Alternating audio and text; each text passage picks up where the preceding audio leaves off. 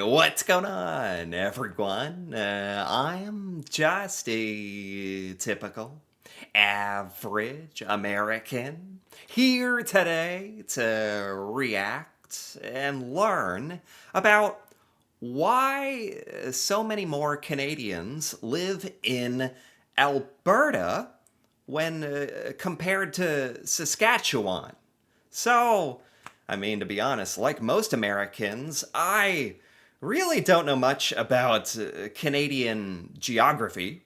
So today, I thought it'd be really interesting to learn about these two Canadian provinces that I've pretty much never heard about and certainly never learned about, Alberta and Saskatchewan. What exactly is going on in these places, and why do Canadians seem to prefer one over the other? So I want to take a look at this and learn more about this.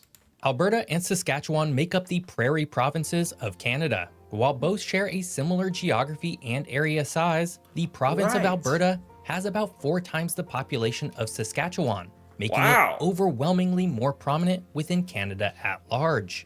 Wow. 4 times the population. Alberta is objectively a more popular place to live. But like he said, like they rather look very similar. They're in size and shape, and they're, roughly located in like the same part of Canada. So, yeah, what exactly is the difference? There's obviously something pretty significant going on here to explain this, I would assume. So why did Alberta grow so much? And why don't more Canadians live in Saskatchewan? The prairie provinces. Saskatchewan and Alberta, two of Canada's prairie provinces, are incredibly vast. And what we're Wow. going to find out is that, despite some differences in the Whoa, hold on. I want to take a look at some of this like background video. Is this what it looks like? I mean, it I have to choose my words carefully here. There's not much going on. Which province is this, by the way? I don't know. But so when you have an area like this where it's mostly flat and it looks like the soil is actually good, obviously the natural thing would for this to be like a big part of Canada where you're doing a lot of agriculture and farming, and maybe that explains like why in general. I mean, he said that what? Like Alberta has like almost 5 million people and Saskatchewan only has like 1.2 million, or that's not a lot of people at all. When you think that, it's not a lot of people at all for the entire province. So it seems like these provinces maybe are like lots and lots of farmland, perhaps? are incredibly vast. And what we're going to find out is that, despite some differences in Does it look like this as well? Where is this? I mean, don't get me wrong. Farmers of Saskatchewan or Alberta, this is beautiful in its own way, but like this this is insane. This is just objectively like where's this? Like is what? the far west, both provinces broadly share the same physical geography. Beginning in Okay. the south, both provinces are largely dominated by the flat, expansive prairies of the Great Plains region of Canada. Okay. This Okay. area is characterized by its deep, fertile soils, which have made it one of the most productive agricultural zones in North America. Right, like don't get me wrong. There's a lot of area like this in the United States, and a lot of states that are just straight up known for being like farmland, and that's not a bad thing. As a matter of fact, that's absolutely critical to our survival. I have a lot of respect for like farmers and people who not only make a living doing that, but like we need farmers and people doing this kind of stuff. Quite literally, probably some of the most underappreciated people, quite frankly, like literally creating the food that we eat. So, yeah, a lot of praise there. And is that like that's a big role that Alberta and Saskatchewan play? Cool. The flatness is occasionally broken by the rolling hills and valleys carved by ancient glaciers, with numerous lakes and wetlands dotting the region. Wait, what? So now this seems unique to me to have a place like these provinces that have kind of big expanses of flat boring farmland, useful, fertile soil, growing food. It's great, but kind of boring. And then, like, randomly, some of the most beautiful sights and landscapes you've ever seen. What? That's pretty unusual. Remnants of the last ice age. Moving north, the terrain begins to change due to the vast Saskatchewan River system, which serves Oh. as a vital water resource and a key artery for the region's biodiversity. The river's Oh. expansive basin supports a mix of grassland, aspen parkland, and Whoa. boreal forest, Saskatchewan River System. Never heard of it. creating a huge range of habitat for a vast quantity of plant and animal species. Wow. The central region of both provinces is home to the aspen parkland, a transitional biome between the Okay. prairie to the south and the boreal forest to the north. This area is characterized by patches of aspen trees interspersed with grassland, providing a unique ecosystem where agricultural lands coexist with natural woodlands. Whoa. I'm kind of shocked the population isn't bigger in, like, these areas are beautiful. What's the deal? Neither of these provinces seem to have a particularly huge population. And Saskatchewan is even less. It's only like 1 million. They seem to have very beautiful parts, so I'm a little confused. As one travels further west, the foothills of the Rocky Mountains begin to rise dramatically from the landscape. This area marks a significant shift in topography, where the rolling hills gradually give way to the sharp peaks and rugged terrain of the Rockies. This region is less suitable for agriculture, but rich in minerals and forest resources. Oh my God. Canada is beautiful. This is beautiful. Okay, yeah. It's just I guess, like, no offense, but it's just not something that a lot of Americans think of when we think of Canada, which is a shame. A lot of Americans think of very stereotypically of, like, well, for one thing, cold, flat, cold, snow. Not, I don't know. There's not an image doesn't really come to our mind very easily when we think of, like, okay, what does the landscape of Canada look like? But it's beautiful. It's perhaps underrated. The change in elevation also brings a cooler climate and increased precipitation, which supports dense coniferous forests and a variety of alpine flora and fauna. my Finally, God. the far northern areas of both provinces are dominated by the expansive boreal forests of Canada and a vast array of freshwater lakes, including Lake Athabasca, the largest lake in both provinces. Now, I know that a lot of Canadians try to live as southern as possible to, like, where it's warmest, is, like, a big reason. Very close to the US-Canada border. So I'm guessing a lot of people don't live up north, very north in these two provinces, and seems to be a lot of forest. Maybe that makes it difficult to live there as well. Interestingly, northern Saskatchewan's Wow. northern geography is at least partially broken up by the Athabasca sand dunes, one of the most What? northerly active sand dune formations on Earth. Huh? But while both provinces share a lot of similar geography, one area they differ is the Rocky Mountains. This mountainous Okay. areas of western Alberta is not only striking for their breathtaking vistas, but Oh also my for God. their ecological importance. Oh The my Rockies God. are a crucial watershed, feeding major river systems that flow eastward across the prairies. So that's cool. And that's something that Alberta has that Saskatchewan does not, is the Rocky Mountain system going in there. The region is a popular destination for tourism and recreation, particularly in national parks like Banff and Jasper, which are renowned for their Wow. stunning landscapes and wildlife.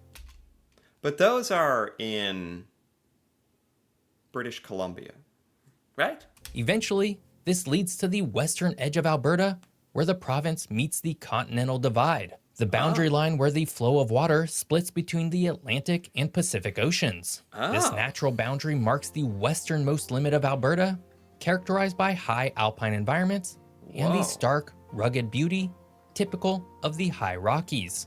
Both Whoa. provinces are pretty similar overall, aside from the far western edge of Alberta, which leads to a Yeah. pretty fascinating quandary. If both are so similar, why does Alberta have roughly 4 times the population of Saskatchewan?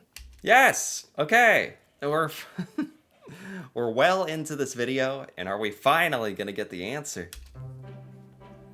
Oh, quit dragging it out. Why so many people live in Alberta but not Saskatchewan? Yes, okay.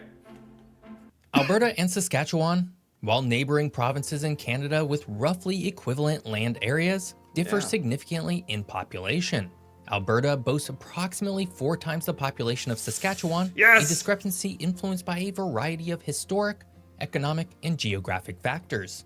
Okay. One of the primary reasons for this disparity is the economic development paths chosen by each province, particularly in relation to natural resources. Alberta has been endowed with Oh. substantial oil and gas reserves, particularly in areas like the Athabasca oil sands, which are among the largest oil reserves in the world. Natural resources determine so much stuff about not just Alberta and Saskatchewan, apparently, but like the world. Like it determines a lot of things about a lot of countries around the world, and your power and has a lot to do with simply like sort of luck, sort of the natural resources that are just in the earth of where you exist. Um, what? So if Alberta has all this oil, people would go there to get it, and also if there's like a bunch of maybe there's a lot of jobs around that industry in Alberta, that would make sense. According to reports, Canada and Alberta specifically hold somewhere around 174 billion barrels of oil, roughly 10% of the world's entire supply. The Wow. exploitation of these resources Wait, Justin. Wait, just in Alberta? Hold on. Did I hear that correctly? Just in Alberta, Canada, is 1/10 of the world's supply of oil. Is that right? began in earnest in the mid 20th century and led to an economic boom that attracted businesses, investments, and a significant influx of workers from across Canada and around the world. In Wow. contrast, Saskatchewan's economy has traditionally been dominated by agriculture, with wheat and other grains being staple products. So Alberta, oil, Saskatchewan, agriculture, which is a very important thing, like I already said, but perhaps not as lucrative. Although Saskatchewan also has mineral resources, including potash and uranium, and has Oh. experienced its own resource driven economic booms, the scale and global impact of its industries have not reached the same level as Alberta's oil sector. What is potash? Hold on. Let me Google this. Potash is a natural potassium rich mineral deposit used as fertilizer. Oh, who knew? Okay. The agricultural sector, while significant, does not typically generate the same level of wealth or attract the same degree of urban migration as oil and gas. Exactly. So is that like the number? Is it really like that black and white? Like, is that the biggest distinguishing factor? Alberta has a bunch of oil that attracts wealth, that attracts people and businesses, and has a bigger population as a result. Is it that simple? Another factor is the urbanization trends in both provinces. Alberta is home to 2 major urban centers, Calgary and Edmonton, which are among the largest and fastest growing cities in Canada. I've at least heard the name. I've definitely heard of Calgary. I think I've heard of Edmonton. These cities have become economic and cultural hubs for both the province and country, offering more job opportunities, educational institutions, and amenities than are available in Saskatchewan. But is there a big population because of these two cities? Or are these two cities there because there's a big population? Do you know what I mean? Like what caused what? The concentration of universities, international airports, and corporate headquarters makes Alberta a more attractive destination for both domestic and international migrants seeking opportunities and urban lifestyles. Okay. Geographically, Alberta also offers a more varied landscape, which has contributed to its appeal. The proximity to the Rocky Mountains provides scenic beauty and recreational opportunities that are Ooh. less accessible in the flatter terrains of Saskatchewan. Okay, so no offense to Saskatchewan. There's just more stuff in Alberta. Is that basically right? But yeah, so it just kind of depends. Like, I can see where most people would be, if they had to choose, would be attracted to Alberta, which It's obviously what has happened, according to the stats. Um, but I understand if people like some certain people are drawn to places like Saskatchewan, like, and you joke about, oh yeah, I'd love to live in the middle of nowhere. Well, there you go, go here.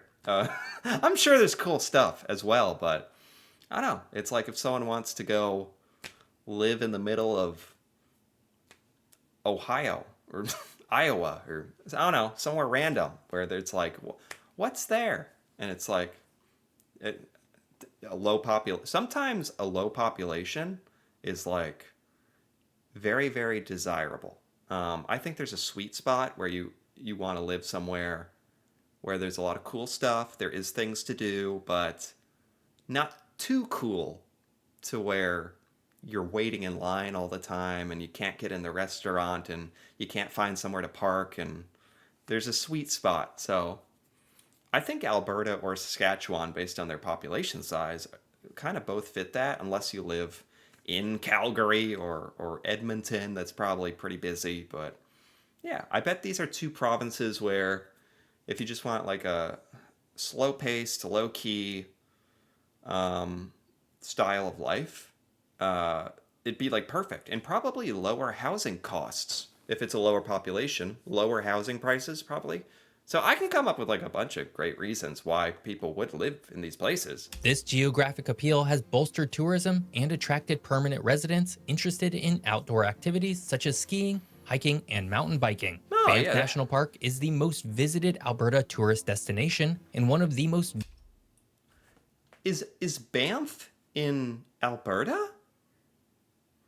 Am I getting it confused with Jasper? visited national parks in North America, with more than 3 million tourists annually. Government policies have also Is Banff in I can't even. I can't even. Okay. Hold on. Hold on. Banff. It's in Alberta. What? I thought it was in British Columbia. Okay. Wow. Okay. That. If this famous national park is in Alberta, that gives it quite a leg up right there as well. Government policies have also played a role in shaping the population dynamics of the two provinces. Alberta's tax regime, notably the absence of a provincial sales tax and historically lower personal income taxes, Say what now? No sales tax at all? Alberta, where? How exactly do you get to Alberta again? Wait a minute. No, low income tax, no sales tax. Okay. has made it financially attractive to individuals and businesses alike. Additionally, Alberta's aggressive investment in infrastructure and public services, funded by oil revenues, has improved the quality of life, further drawing people to the province. Cool. Finally, the global perception and branding of the provinces have influenced their population growth. Alberta has successfully marketed itself as a land of opportunity due to its booming energy sector and vibrant cities. I wouldn't know anything about this. Like, maybe they have branded themselves or have a certain image. I have no image of Saskatchewan or Alberta. I have no preconceived notion of either. So In contrast, Saskatchewan is often perceived more for its pastoral and quieter lifestyle, which might not attract the same level of internal and external migration. Today, oh, Alberta would be led in population by the overwhelmingly dominant metro areas of Calgary with 1.5 million people, that's literally the whole population of Saskatchewan. and Edmonton with 1.4 million people. After that, however, the population numbers drop quickly. Lethbridge, Alberta has about 123,000 people, Wow, and Red Deer with only 101,000. that's a good size actually. Red Deer, Lethbridge. That's a good size population. Probably just right. Saskatchewan has a similar, though less prominent population pattern. The province is dominated by the Saskatoon metro area with 352,000 people, Okay. and Regina with 249,000, Nice. followed by the much smaller cities of Prince Albert with 46,000 people and Moose Jaw with 35,000 people. 35,000. You're starting to. The people at the Burger King are starting to recognize you. the people, when you go to McDonald's, they're starting to know your order. And I don't know if I like that. But one way that Saskatchewan is unique is that, unlike every other province, it has no natural borders. Oh, okay. Saskatchewan, with its distinctive rectangular shape, is unique among Canadian provinces for having borders defined entirely by lines of latitude and longitude rather than natural geographic features. Oh, no kidding. I've never thought about this before, but I guess that's kind of unusual.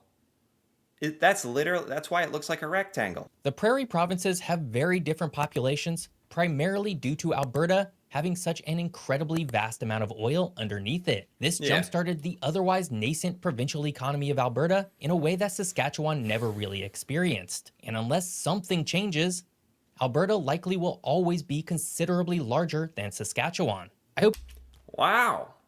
Yeah, again, this was by Geography by Geoff. Great YouTube channel.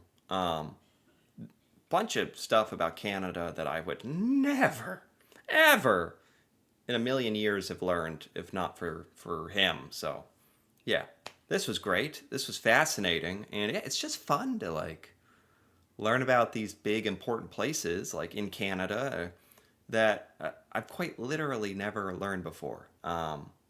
Yeah, and the explanation to this question of like why people live in Alberta more than Saskatchewan, it was all pretty fascinating and very, I mean, at the end of the day, very logical, like the reasoning and stuff. But yeah, it definitely gave me like a better insight into what's going on in Alberta and Saskatchewan as well. Whereas before, I really didn't have like any idea in my mind of what to think of those provinces. Both seem cool for different reasons, and yeah, I enjoyed this. Anyway, if you enjoyed this, feel free to give this video a like or leave a comment with your thoughts on Alberta versus Saskatchewan, or just, yeah, anything. If you've been there, if you live there, that'd be really cool to hear about. And if you're interested in more videos like this, me reacting to Canadian things that I've never seen before, feel free to subscribe for more. And until then, thanks for watching, and see you next time.